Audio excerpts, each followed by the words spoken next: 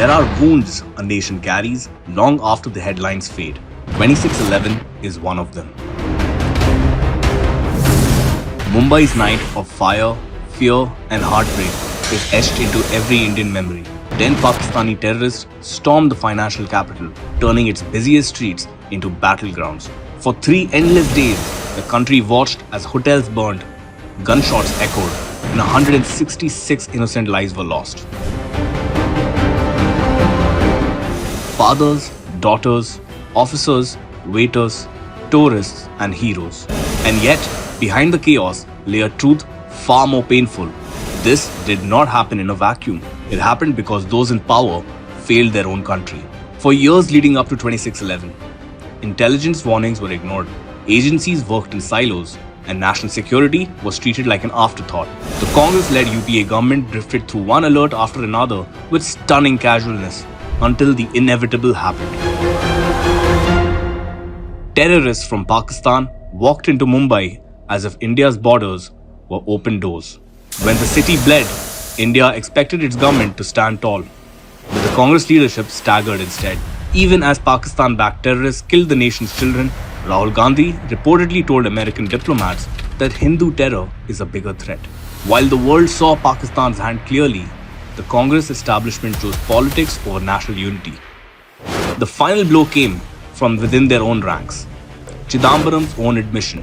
Apparently, the Prime Minister had discussed this even when the attack was going on. I don't know.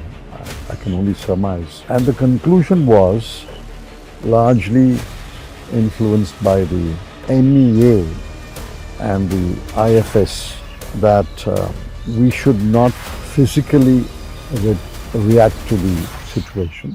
A sovereign nation hesitated, not because it lacked strength, but because its leadership lacked will. Justice for 26/11 should have begun immediately. Instead, it froze. Key masterminds like Sajid Mir and Yusuf Muzammil continued to live freely in Pakistan. No attempt was made to pressurize, expose, or pursue them with the intensity India deserved. The UPA government stayed quiet, content with diplomatic statements and half measures, while families of the victims waited for answers that never came. But the story didn't end with Congress's silence. A new chapter began when a decisive leadership stepped in. Under Prime Minister Narendra Modi, India's stance on terror shifted from passive to unforgiving. In 2019, the UAPA Act was amended, something no previous government had dared, allowing India to designate individual terrorists and not just organizations.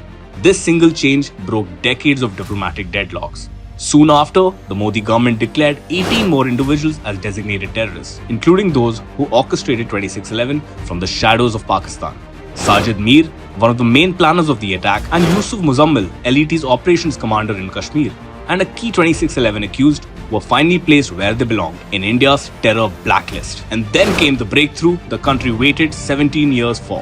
Tahavvur Hussain Rana, Pakistani origin, Canadian American, a key conspirator in the 26/11 plot, lost his final appeal in the US Supreme Court. The US handed him over to India's NIA. 26/11 remains a scar, but it is no longer a forgotten one. After years of inertia and excuses, India is reclaiming her justice step by step, name by name, terrorist by terrorist. Congress allowed the wound. The Modi government is ensuring it finally begins to heal.